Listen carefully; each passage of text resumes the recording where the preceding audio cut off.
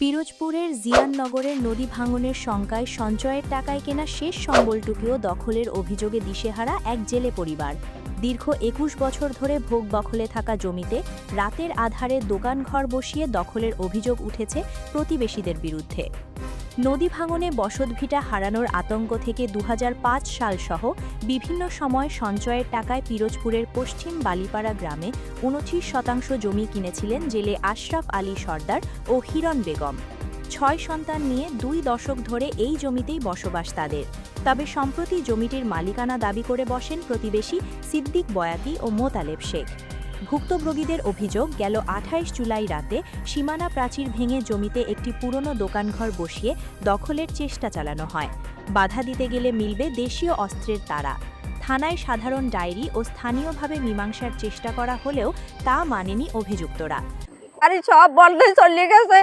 আমার ছোট ছোট বাচ্চাকে লাগে ভাইয়ে পয়লা মাসে দুটো ছোট ছোট বাচ্চা আর কয় বলে বিদেশ গেছে, যাই কেমন তারা দেখাই দিব, এই যে গায়ে কামবে দেখাই দিব, জমি খাই কেমন তারা হাও ছাড়িয়ে দিব, এই সমস্ত কইতেছে। ধুমকি তো দেয় রাস্তাঘাটে আটটি নিয়ে, তারপর দেয় আর দেয় না থুইটি দৌড়ে গেছি। কাল দুপুরে আসছি, কয় ধোমা চলে আগুন চলে। আমি নদী ছেড়ে আবার একটু ঘর নেই, বাড়ি নেই, ছোট ছোট বাচ্চাগুলো গিয়ে খাই। তোর আমার এই সময় বাধা দিতি, আই তোর ৩০ বছর আমার খাইলি কি বললি। তবে জমি দখলের অভিযোগ অস্বীকার করেছেন অভিযুক্তরা। এই বিষয়ে বেড়াঘর কারা কাটছে, কি বাসায় বিষয়টা জানি না, তারা বেড়া দেয় নাই, দিলেও হয়তো দেখেন রাস্তাগুলো কি করছে, সরকারি রাস্তা কাইটা আপনি দেখেন, আপনি নিজের চোখেই দেখতে পারবেন। কারণ এখানে এইরকম করে রাস্তা, সরকারি রাস্তা কাইটা বেড়া দেওয়া, আর বেড়া দেয় নাই, দিলে এখানে থাকতো না বেড়া যাবে কোথায়? এটা একটা মিথ্যা অভিযোগ, আমি মনে করি এটা একটা মিথ্যা সাজানো অভিযোগ। তারা হয়তো উঠাইয়ে নিয়েছে, নিয়ে একটা কিছু হয়তো বানোয়াট কিছু করছে। আমার এই বিএস রেকর্ড আছে আমাদের নামে, এসএ রেকর্ড আমাদের নামে, এখানে মার্জরিপ আমাদের নামে আছে। তারা কি দেখছে আমি উঠাইছি না আপনি উঠাইছেন? তারা দেখছে নিশ্চয়। যদি বল তারাও তো উঠাইতে পারে, ঠিক, তারা উঠেই তো আমাদের নামে মামলা দিতে পারে।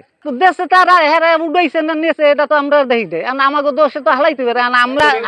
আমরা ব্যক্তিগত নিজস্ব সম্পত্তি এবং কবলাদার সম্পত্তি।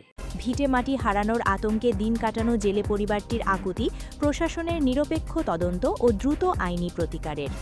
আমাদের কাছে একটা লিখিত কমপ্লেন করেছেন, তার জায়গায় রাতের আধারে কতিপয় ব্যক্তি জোরপূর্বক ঢুকে একটা ঘর নির্মাণ করছে। আমাদের কাছে যে অভিযোগটা আছে সেটা ফৌজদারি প্রকৃতির। আমরা ইতিমধ্যে একজন অফিসারকে এনগেজ করেছি বিষয়টা খতিয়ে দেখার জন্য। ঘটনার সত্যতা পেলে অবশ্যই আমরা বিধি মোতাবেক নিয়মিত মামলা রুজু করে আসামি অ্যারেস্ট করে বিজ্ঞ আদালতে রিপোর্ট পেশ করব।